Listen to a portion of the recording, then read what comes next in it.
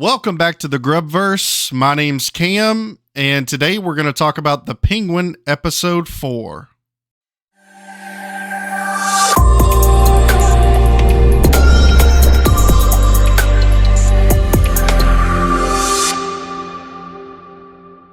This is your spoiler warning for Episode 4 of The Penguin. If you haven't seen it yet, go watch it first, and then make sure you come back and check out the video. Spoiler alert. Episode 4 picks up right where we left off at the end of Episode 3. Oz and Vic getting into the car, leaving Sophia to die, assuming. Her head's all banged up, and she gets on the phone, calls her boyfriend Julian Rush. The last thing she says before she passes out is, "It was Oz." Then we immediately transition into a Sophia backstory. Finally, the flashback starts at a charity event for Sophia's foundation.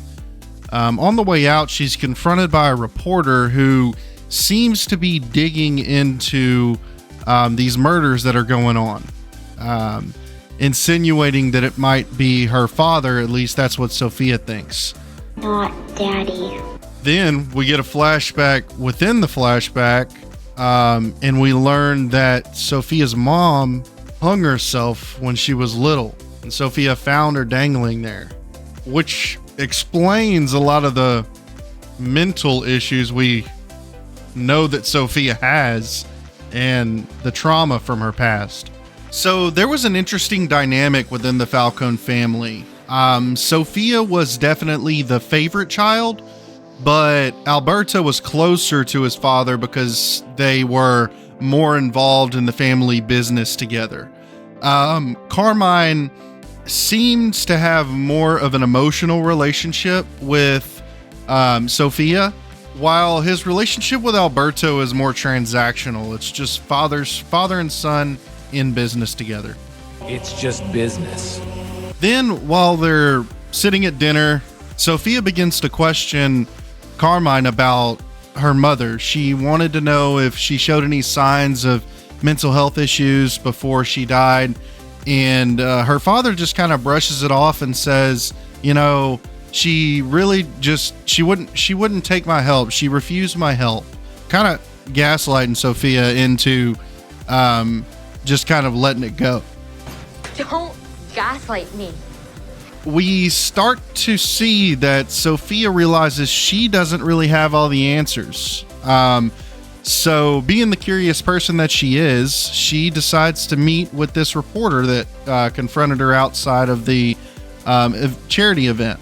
She shows her a bunch of pictures, and you can tell it kind of gets into Sophia's head a little bit.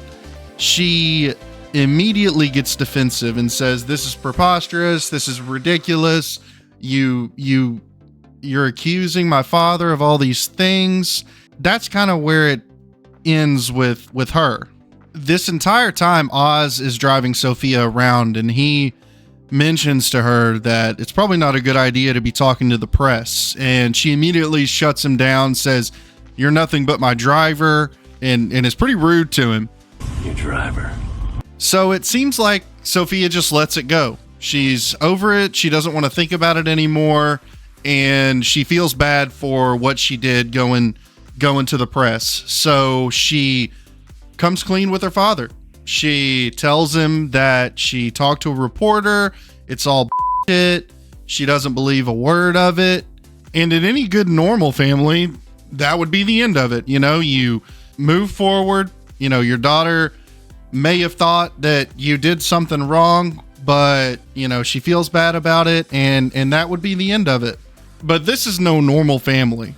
So what Carmine does instead is frame Sophia for the murder of all these women. I've been framed. And this is where we start to see or hear people calling her the hangman. So next we get a scene where Sophia meets with her brother and their lawyer, and their lawyer explains to her that she's going to do 6 months in Arkham. And we all know that 1 day in Arkham is too long, much less 6 months. When Sophia gets to Arkham, she's hosed down, washed, and she's introduced to Dr. Ventress and Julian Rush. When Sophia gets to her cell, she hears a voice coming from one of the bolt holes and finds out that she is right next to a rather creepy girl named Magpie. This is a lesser known villain from the comics. Seems like she's a Superman villain from Man of Steel #3 was the first comic that she was in. So Magpie's a talker, and Sophia is still trying to accept the fact that she's sitting in an Arkham cell, hearing screams. I'm pretty sure I heard Gollum screaming in the background. While the inmates are at lunch, we get to see Bliss for the first time. They are handing it out to all the inmates as some kind of sedative. Magpie takes a couple, calls it candy, and starts to chew. We immediately see her entranced in some kind of euphoric state. But before Sophia gets to find out exactly what's going on, she's attacked by another inmate and almost beaten to death. Sophia wakes up in her cell, greeted by Julian Rush, who explains to her that he's there to help. She doesn't believe him. She thinks that he's already made his mind up about her, that she's a murderer, she's an animal, and she belongs there in Arkham. Then, her and the inmate that attacked her are dragged into the cafeteria, surrounded by the doctors and the guards. Odds, cons, Paul Krug, it's compelling stuff. They strap this other inmate to the table, hand Sophia a fork, and they want her to kill this girl in retaliation to prove that she is insane. Before she can do anything, the other girl steals the fork from her and proceeds to stab herself in the throat multiple times. Then we get a montage of Sophia undergoing electroshock therapy. Electroshock proved unhelpful. Before she's visited by her brother, telling her that she's not getting a court date. She's got to stay there. And this is the point where she actually does go insane. She thinks Magpie is working with them, and she bashes Magpie's head into the table until she's dead. Dead?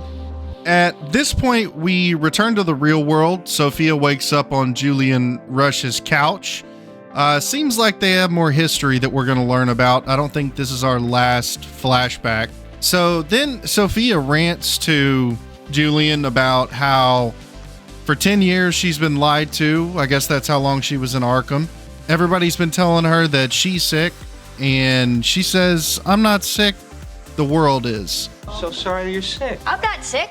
Seems like she's about to go on an absolute rampage. We cut back to the house, and Sophia is at dinner with the entire family. She's got dark makeup on, a bright yellow dress, and she's looking pretty insane. And she starts going on a rant about how the family wasn't there for her. She's been in Arkham for 10 years, and she's surprised at how many of them wrote letters telling the judge that she was, in fact, insane. So everybody goes to bed. Sophia tells her cousin's daughter that she wants to sleep down in the greenhouse. So they do. And when they wake up, or rather when Sophia wakes up, she starts walking through the house and everybody's dead. Everyone's dead. Except Johnny V, who it seems like Sophia has plans for. Apparently, in the middle of the night or while everybody was asleep, she carbon monoxide bombed the entire house. Car in a garage style. Then, roll credits. This episode was insane. we got to see a lot of why Sophia's mind is so messed up. Kristen Milioti is killing it. If she keeps this up, I don't see why she won't be nominated for an Emmy for this show. This episode really reminded me of when the Book of Boba Fett cut to an episode of just The Mandalorian, and it became a Mandalorian show all of a sudden.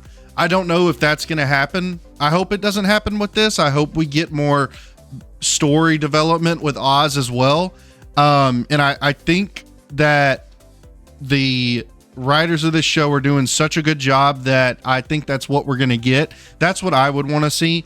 I don't want it to turn into the Sophia show. I want it to be a constant development of all the characters, you know, Sophia's plot development, Vic, Oz. And I think that would turn into a maybe the best show that we've seen from a comic book franchise in years. Let me know what you guys think down in the comments. Make sure to like, subscribe for more content, and I look forward to seeing you again in the Grubverse. Take care.